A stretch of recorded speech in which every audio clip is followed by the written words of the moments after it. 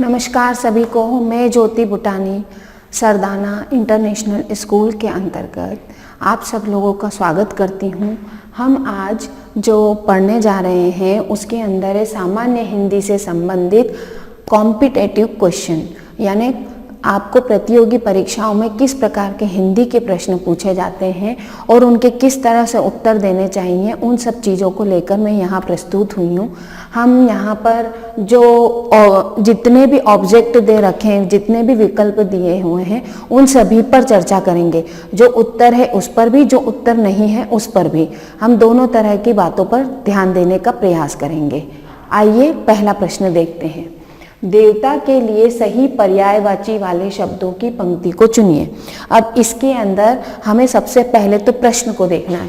प्रश्न में हमको जो दे रखा है शब्द वो है देवता, और उसका क्या करना है, पर्यायवाची यानी समानार्थी, जिसको कि इंग्लिश में बोलते सिनोनिम्स, बताने हैं। इसके जो ऑब्जेक्ट है वो मैं बता देती हूँ। पहला विकल्प है अमर अजर दवे, बी जो है वो है सुर अजर देव, सी विकल्प है सुर अजार देव, डी ऑप्शन है सूर लिखा हुआ है लेकिन बड़े ऊ की मात्रा है, अजर और विभुत। अब इसके अंदर कौन से देवता के सही पर्यायवाची हैं वो हम अगर इसी में ही ढूंढे, मान लीजिए हमें नहीं भी आते हैं और हम इसी में देखना चाहें, तो आपको यह देखना है कि किस किस में कौन कौन सी मात्राओं की गलती है। उससे हम समझ जाएंगे कि कौन सा ऑब्जेक्ट जो है वो हमारा गलत होता जा रहा है। जैसे हम पहले ऑब्जेक्ट की बात करते तो यहाँ अमर अजर दवे लिख दिया। दवे देव होता है पर दवे नहीं होता, तो यहाँ पर ये दवे अलग हो गया। फिर अगले वाले में देखेंगे सुर अजर देव, तीसरे में देखेंगे सुर, यहाँ अजार कर दिया। यहाँ अजर है, यहाँ अजर है, यहाँ अजर है, लेकिन यहाँ क्या कर दिया, अजार कर दिया, जो कि गलत है। फिर देव, फिर अगर हम डी वाला देखें तो उसमें सूर अजर विभुत, तो यहाँ सूर अलग दे दिया। सूर समय बड़े ऊ की मात्रा, सूर जो है वो गलत है। अब यहाँ पे मैं आपको बता दूं कि जो ये हमारा बी ऑप्शन है वो बिल्कुल सही है।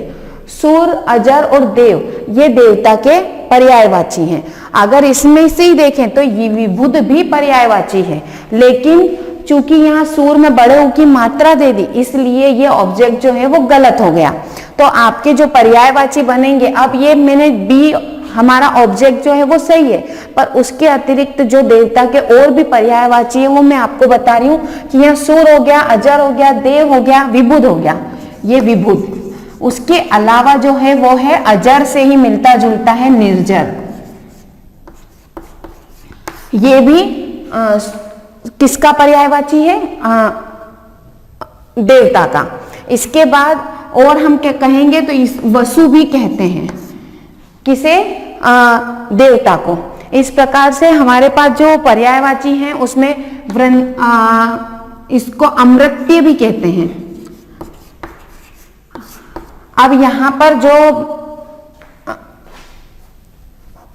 पर जो हमने देवता के पर्यायवाची देखे वो देख लीजिए कौन कौन से हो गए, सूर अजर देव विभुत निर्जर वसु और अमृत्य, ये देवता के पर्यायवाची हैं। और अगर ऑप्शन देखें तो बी ऑप्शन सही है, सूर अजर और देव जो हैं वो देवता के पर्यायवाची हैं। अब हम अगले प्रश्न पे आ जाते हैं। राह खर्च का सामासिक विग्रह निम्न में से कौन सा है।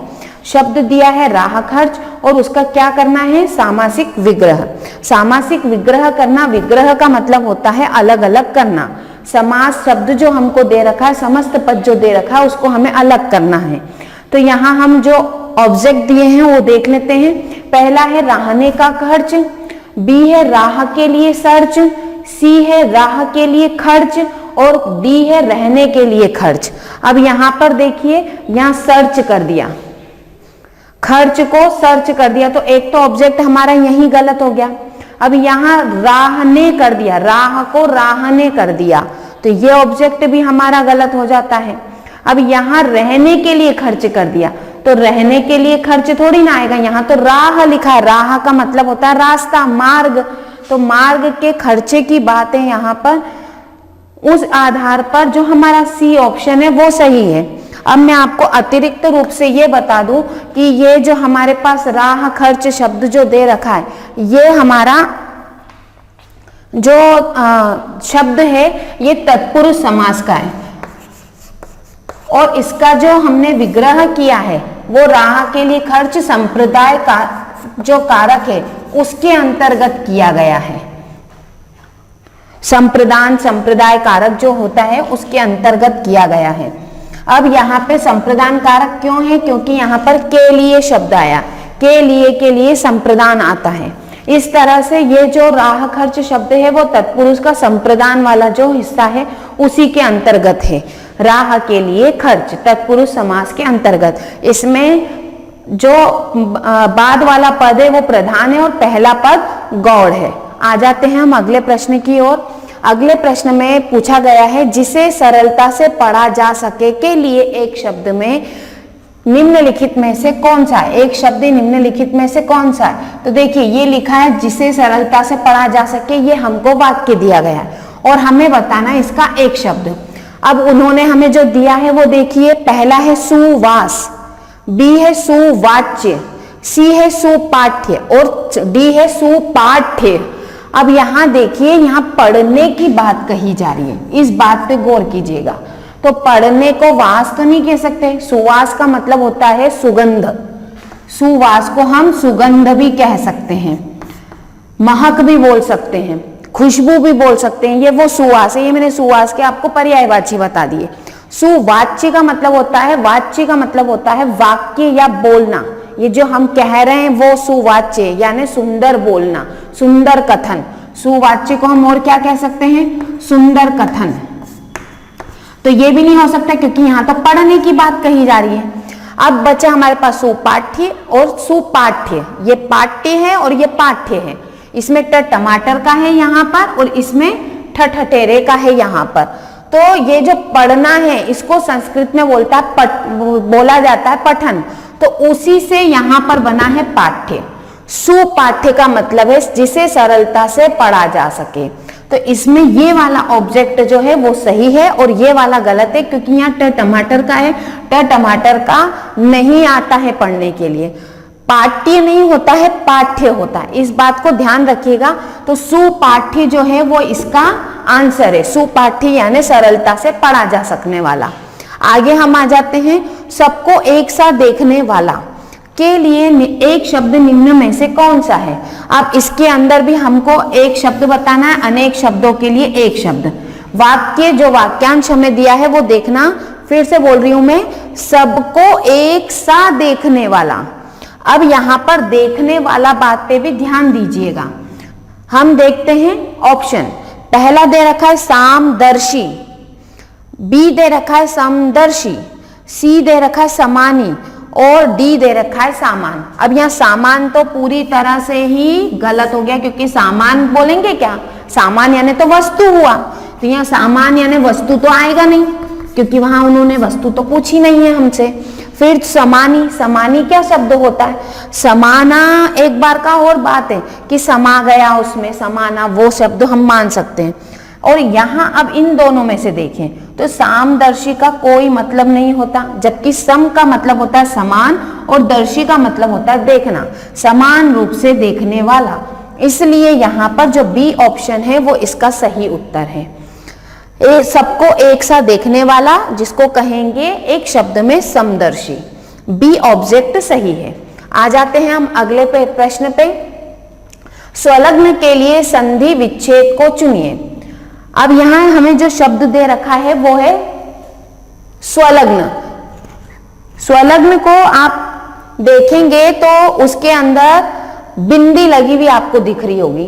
अब बिंदी के अंतर्गत ये बिंदी लगी हुई है और ये बिंदी जो लगी हुई है यहाँ पर, इसी को ध्यान रखना है क्योंकि पिछले वीडियो में भी मैं आपको बता चुकी हूँ कि एक एक चीज बहुत महत्वपूर्ण होती है और अगर हम ट्रिक के माध्यम से बात याद रखना चाहते हैं तो उस आधार पर आप यहाँ देखेंगे कि जो ये बिंदी है इसी के आधार पर आपको बात याद रहने वाली है। तो मैं आपको बता दूं कि संधि का मतलब होता है दो वर्णों का मेल और संधि विच्छेद का मतलब होता है संधि को अलग अलग करना। अब यहाँ पर जो हमको शब्द दे रखे हैं वो देख लेते हैं। ए ऑप्शन में लिखा है समालग्न, बी ऑप्शन में लिखा है समालग्न, सी में लिखा है समलगन और डी में दे रखा है समलग्न।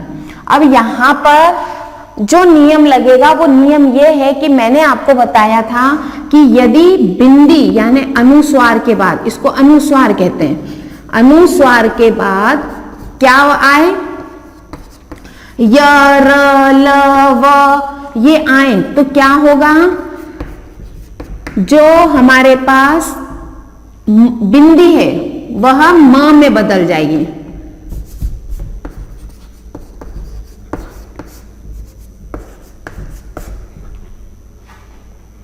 बिंदी म में बदल जाएगी। म यानी कौन सा म, आधा म, हलंत वाला म में बदल जाएगी। तो इसलिए यहां पर ये अब स नहीं कहला के कहलाएगा सम, और उसके बाद का जो लग्न है वो तो वैसा का वैसे ही लिखेंगे। तो अब यहां तो उन्होंने समा कर दिया तो ये गलत है, यहां तो समा कर दिया ये भी गलत है। ये यहां और यहां इन दोनों को देखेंगे तो सेम लगेगा, और अगर हमने जरा सी भी नजर हटा ली, थोड़ी सी भी चूक हो गई तो हम इस पे भी निशान लगा सकते हैं, क्योंकि यहां पर उन्होंने ग गमले का दिया और यहां आधा ग दिया है, तो हमें आधा ग चाहिए। इस बात को ध्यान रखेंगे तो हमारा जो ऑप्शन है वो डी वाला सही निकलेगा। इसमें देखिए स लिखा मैंने और इस बिंदी के लिए म लिखा हलंत वाला, जो कि हमने यहाँ लिखा भी है, और पूरा लग्न ऐसा का ऐसा लिख दिया, ये समलग्न है। और जो ये उदाहरण है वो किसका है, ये उदाहरण व्यंजन संधि का है, और जो मैंने नियम लिखा है वो व्यंजन संधि का ही एक नियम बताया है कि जब भी आपको बिंदी आए और बिंदी के बाद क्या है, य र ल व श श स ह ये अक्षर आते हैं, तो उस स्थिति में आपको क्या करना है, अनुस्वार को हटा देना है और अनुस्वार की जगह पर म हलंत वाला लगा देना है, और बाकी जो पीछे वाला है वो तो वैसा का वैसा ही लिखना है, और उस बीच में हमको लगा देना है प्लस। ये जिस तरह से लिखा हुआ इस प्रकार से आपको लिखना है। सॉरी सी नहीं, डी ऑप्शन देखिएगा। आगे हम आ जाते हैं अगले प्रश्न पर। ऐच्छिक का निम्न में से कौन सा सही विलोम शब्द है? अनैच्छिक, अनैच्छिक का, अनैच्छिक और अनैच्छिक ये हमको दे रखे। तो आपको दो तो मैं पहले बता देती हूं। देखिए यहां पर ऐच्छिक है तो ये अनैच्छिक दो हमको दिख रहे हैं, तो इसका मतलब यहाँ पे मात्रा नहीं है, ये गलत है। फिर यहाँ पे छ दे रखा है और यहाँ च हो गया, तो ये भी गलत हो गया। अब बचे ये दोनों, तो इन दोनों में आपको ध्यान से देखना है कि यहाँ क में आ की मात्रा नहीं, जबकि यहाँ क में आ की मात्रा है, तो हमको आ की मात्रा तो नहीं दी है क में। तो हम इस बात का ध्यान रखें और ध्यान रखते हुए निशान लगाएं, कहीं गलती से हमारा निशान बी पे ना लग जाए। हमें ध्यान रखना है कि ऐच्छिक का जो विलोम है, अपोजिट है, विपरीत है, वो होगा अनैच्छिक। अन धन ऐच्छिक ये मिलकर बना है, अन धन ऐच्छिक से मिलकर बना है अनैच्छिक, तो ऐच्छिक का जो विलोम शब्द होगा वो होगा अनैच्छिक। आइए आगे हम और प्रश्नों पर विचार करते हैं। आइए हम आगे बढ़ते हैं और अपना प्रश्न देखते हैं। एब का निम्नलिखित में से कौन सा सही विलोम शब्द है? अब यहाँ पर आपको एक तो उर्दू शब्द एब दे रखा है, ये जो शब्द है वो उर्दू है और इसका हमको विलोम बनाना है। अब विलोम यानी कि अपोजिट, विपरीतार्थी। जो हमको ऑब्जेक्ट दे रखे हैं उसमें पहला है खूबी, दूसरा है बखूबी, तीसरा है दोष और चौथा है बुराई। अब यहाँ पर मैं आपको बता दूं कि जो एब शब्द दे रखा है वो उर्दू है, तो इसका जो विलोम होगा वो भी उर्दू ही होगा। एक तो बात ये, दूसरा एब का आपको अर्थ याद होना चाहिए। तो एब का यहाँ पे मैं अर्थ बता दूं, एब का मतलब होता है किसी भी तरह की कमी। अब यहाँ पर एब यानी कमी है, तो उस आधार पर हम देखें तो कमी यानी दोष भी हुआ, कमी यानी बुराई भी हुआ, तो ये तो पर्यायवाची हो गए। तो ये दोनों ऑप्शन तो आने भी नहीं है। एक तो ये बात, और दूसरा ये दोनों हिंदी भी है, हमें चाहिए उर्दू शब्द। तो ये दोनों बात को लेकर ये क्या हो गए, हट गए। एब यानी कमी, कमी के ही पर्यायवाची बन गए दोष और बुराई। यानी एब को हम कमी भी बोल सकते हैं, दोष भी बोल सकते हैं, बुराई भी बोल सकते हैं। ये तीनों ही एब के पर्यायवाची हैं, तो उस आधार पर ये दोनों तो नहीं होंगे। अब हम आ जाते हैं खूबी और बखूबी पर। तो जो बखूबी है उसका मतलब होता है कि बिल्कुल अच्छी तरह से। बखूबी का हम अर्थ किस रूप में ले सकते हैं, बिल्कुल अच्छी तरह से। मैं बखूबी जानता हूं कि तुम कल नहीं आने वाले थे, ये जो शब्द है उसमें बखूबी यानी बिल्कुल श्योरिटी के साथ, जो श्योर वर्ड होता है इंग्लिश में, उस टाइप के लिए ये बखूबी शब्द का उपयोग किया जाता है। तो यहाँ हमारे पास ए ऑप्शन बचता है, बी भी नहीं आया तो एक जो है वो खूबी आएगा, और खूबी का मतलब होता है विशेषता। खूबी को बिल्कुल शुद्ध हिंदी में बोलेंगे विशेषता। ये उर्दू शब्द है, दोनों के मैंने अर्थ बता दिए। ऐब को हम कमी भी बोल सकते हैं, दोष भी बोल सकते हैं और बुराई भी। और खूबी का मतलब विशेषता भी हुआ, प्रशंसा भी हुआ, या फिर कहना चाहिए तारीफ हुआ, या किसी भी प्रकार की क्वालिटी होना, उसको हम बोलेंगे खूबी। आगे अगले प्रश्न पे आ जाते हैं हम। अगला प्रश्न है, संसार के लिए सही संधि विच्छेद को चुनिए। शब्द दे रखा है संसार, और उसका हमें क्या करना है, संधि विच्छेद करना है। संधि यानी दो वर्णों का मेल, और विच्छेद यानी अलग करना। मेल यानी मिलाना, और विच्छेद यानी अलग करना। अब इनमें हमको वो शब्द देखना है। चूंकि मैं आपको पहले भी बता चुकी हूं, तो एक बार फिर भी मैं रिवाइज कर देती हूं कि ये जो हमको शब्द दे रखा है उसमें भी बिंदी लगी हुई है। आपको सबसे पहले तो ये बात याद रखनी है कि यदि बिंदी वाला कोई शब्द दे रखा है और उसके बाद स, य, र, ल, व, स, ह, इनमें से कोई भी अक्षर आ रहा है तो आपको समझ जाना है कि ये बिंदी की जगह पे हमको म लगाना है, यानी कि ये व्यंजन संधि का उदाहरण है। सबसे पहली बात तो ये व्यंजन संधि का उदाहरण। दूसरी बात, व्यंजन संधि के नियम के अंतर्गत बिंदी की जगह क्या आएगा, म। कौन सा, हलंत वाला। तो ये हमने बात देख ली, बाकी सब चीजें वही की वही रहेंगी। तो उस आधार पर अगर हम देखें तो ये तो समा लिखा हुआ है, तो समा तो आना नहीं है क्योंकि हम तो सम बोल रहे हैं। ये वाले में भी सम तो है, लेकिन इसके नीचे हलंत नहीं है। और दूसरा यहाँ पे सर लिखा हुआ है, यह आपको दिख रहा होगा। यहाँ पर सेम कर दिया गया तो ये भी गलत हो गया। तो बचा हमारे पास बी ऑप्शन। बी ऑप्शन में आप देख लीजिए, स लिखा, ये स लिखा, और इस बिंदी की जगह पे म हलंत वाला लिखा, और सार ऐसा का ऐसा लिख दिया।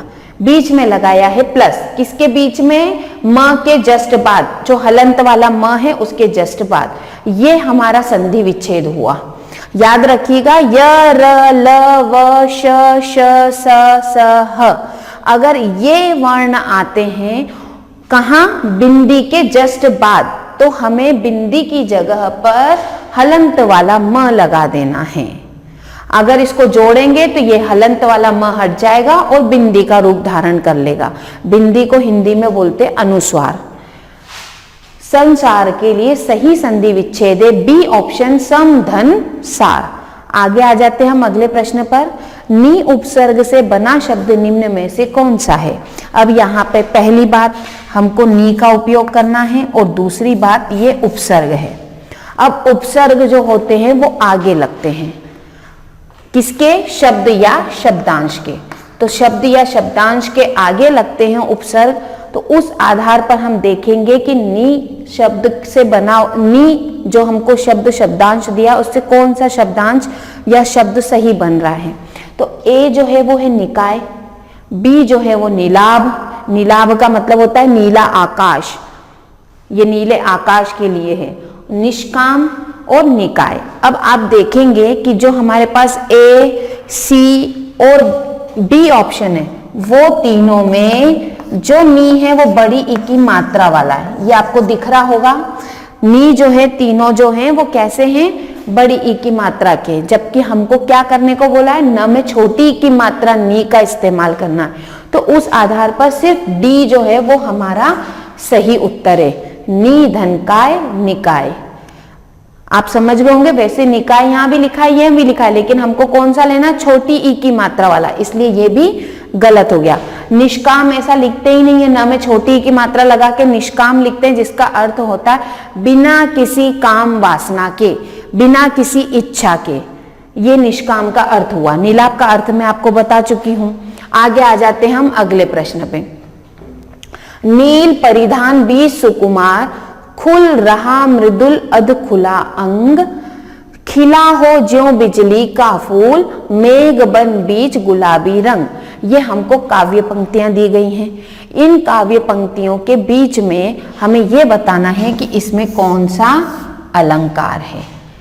ऑप्शन दिए हैं अतिशयोक्तिपूर्ण अलंकार, बी ऑप्शन दिया है उपमा अलंकार, सी ऑप्शन दिया है वक्रोक्ति अलंकार और डी दिया है उत्प्रेक्षा अलंकार। अब मैं पहले आपको ये चारों जो हमको ऑब्जेक्ट दिए हैं वो बिल्कुल संक्षिप्त में बताती हूँ कि किसमें क्या आता है। अतिशयोक्ति में बड़ा चढ़ाकर वर्णन किया जाता है। उपमा में एक वस्तु या व्यक्ति की समानता दूसरे व्यक्ति या वस्तु से की जाती है और बीच में सा, सी, से जैसे शब्दों का प्रयोग किया जाता है। वक्रोक्ति अलंकार में बात को घुमा फिरा कर कहा जाता है, कहा किसी और को जाता है और अर्थ कुछ और लिया जाता है, उसे हम वक्रोक्ति अलंकार कहते हैं। आ जाते हैं हम डी ऑप्शन पे, उत्प्रेक्षा अलंकार। उत्प्रेक्षा अलंकार में भी उपमा अलंकार के समान ही एक वस्तु या व्यक्ति की समानता दूसरे व्यक्ति या वस्तु से करने की संभावना या कल्पना की जाती है, लेकिन इसमें सासी से आता है और इसमें मनु, मानो, जनु, जानो, ज्यों शब्दों का प्रयोग किया जाता है। अब यहां पर हमें देखना है कि कहां पर ज्यों शब्द का प्रयोग हुआ है। क्यों? क्योंकि यहां पर ये देखिए ज्यों शब्द का उपयोग आपको दिख रहा है। आपको पहले देखना है कि अतिशयोक्तिपूर्ण वर्णन है क्या। पहले चलो मैं आपको इसका अर्थ बता देती हूं।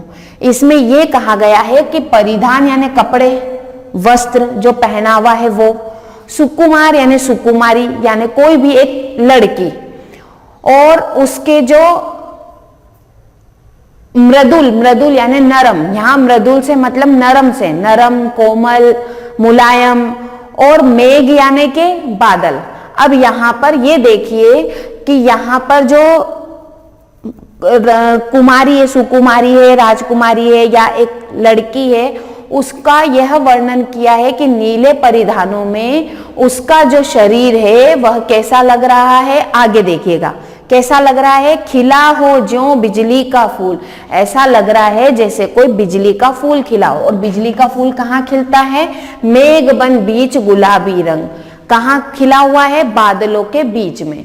फिर से देख लीजिए, यहाँ पर देखो, मैं आपको पहले सामान्य तौर पे बता देती हूँ।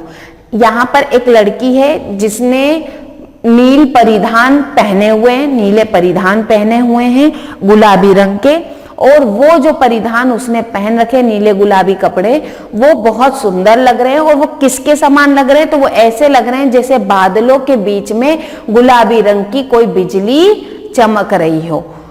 ऐसा लग रहा है जैसे बादलों के बीच में कोई बिजली का फूल खिला हुआ। तो बिजली का कोई फूल होता है क्या? लेकिन यहाँ पर कवि ने कल्पना की है जैसे कोई फूल खिला हुआ हो। तो अब यहाँ पर जो शब्द के माध्यम से क्या किया गया, लड़की की सुंदरता की कल्पना बादलों के बीच में खिले बिजली के फूल से की गई है। हो गया एक समानता दूसरे समानता से। और किस शब्द का उपयोग करा? ज्यों शब्द का। इसलिए यहाँ पर उत्प्रेक्षा अलंकार है।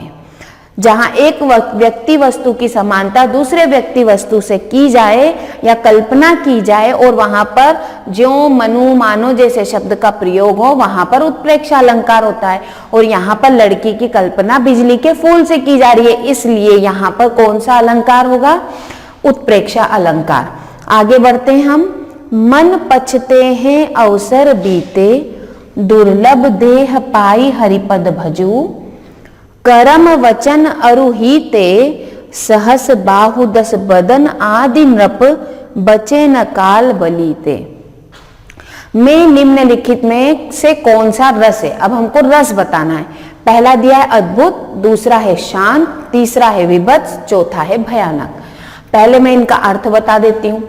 अद्भुत रस के अंतर्गत क्या होता है? जो विस्मय या हैरानी या आश्चर्यचकित करने वाला कोई वर्णन होता है उसको शामिल किया जाता है।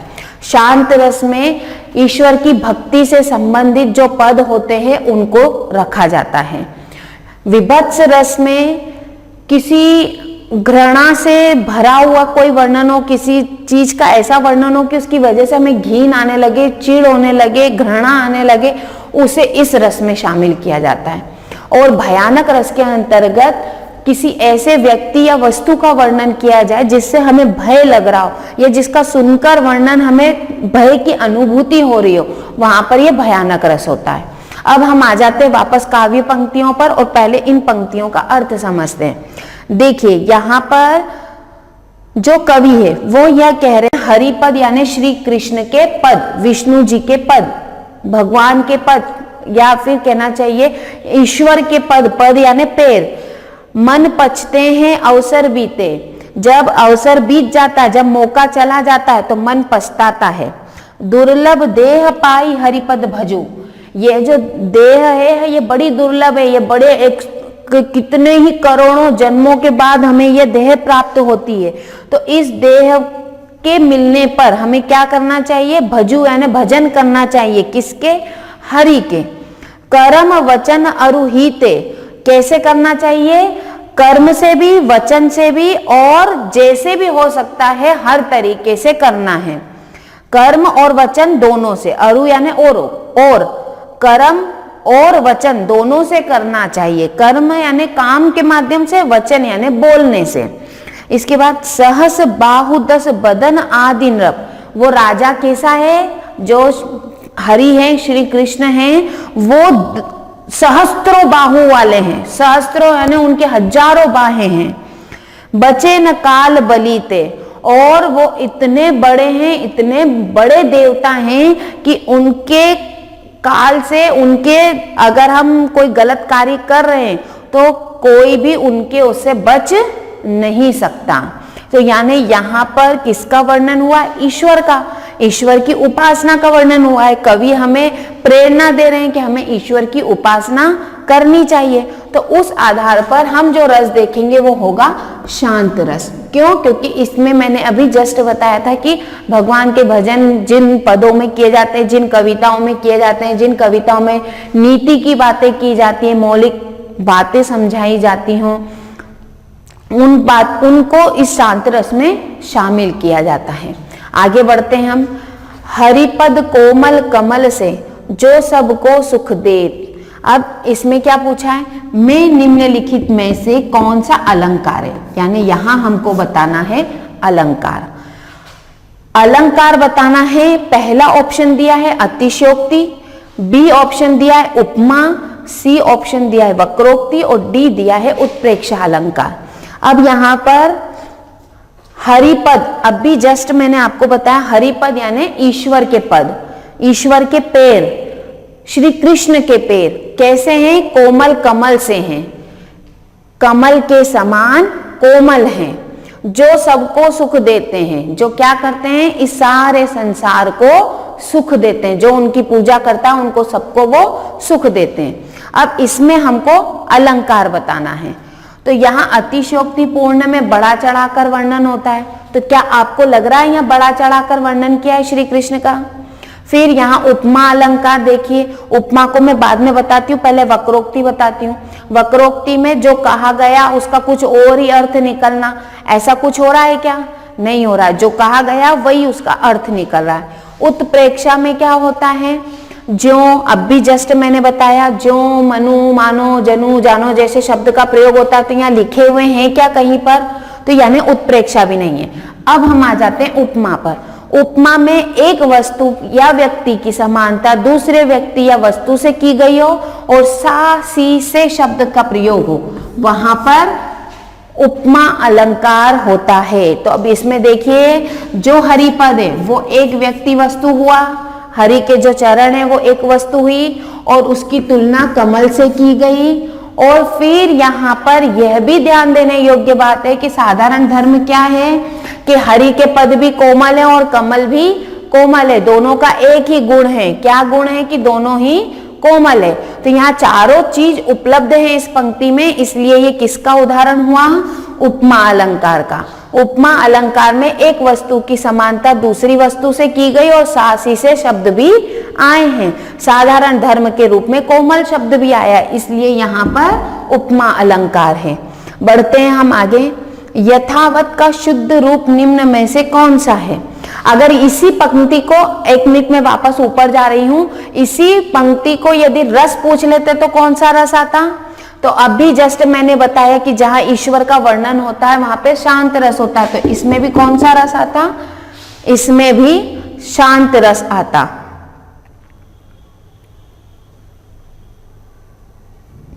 आ जाते हैं हम अगले प्रश्न पर। यथावत का शुद्ध रूप निम्न में से कौन सा है? यहां हमें शब्द दिया है यथावत और इसका हमको शुद्ध रूप बताना है, यानी ये कहीं ना कहीं किसी न किसी रूप में अशुद्ध लिखा हुआ है। तो अब देख लेते हैं इसके ऑप्शन कौन कौन से हैं। यथवत, यथावत, यथवत, याथावत। तो इसमें मैं बता दूं कि ये बी ऑप्शन जो है वो सही है, यथावत। यहाँ त जो आएगा वो आधा आएगा और आधा त बिना किसी बाद में शब्द न आने के कारण, अक्षर न आने के कारण हलंत लग जाता है। तो ये हलंत हमने लगा दिया, इसमें हलंत लगा हुआ नहीं था। यथावत का मतलब होता है वैसा का वैसा। यहाँ पर यथावत जो है वो हिंदी, शुद्ध हिंदी शब्द है, संस्कृत शब्द है और यथावत का अर्थ होता है वैसा का वैसा। यथावत का शुद्ध रूप में हमने जाना कि यहाँ पे हलंत लगा हुआ होना था, जो कि यहाँ नहीं लगा हुआ था, इसलिए ये अशुद्ध था और शुद्ध रूप में यहाँ पर हलंत लगेगा।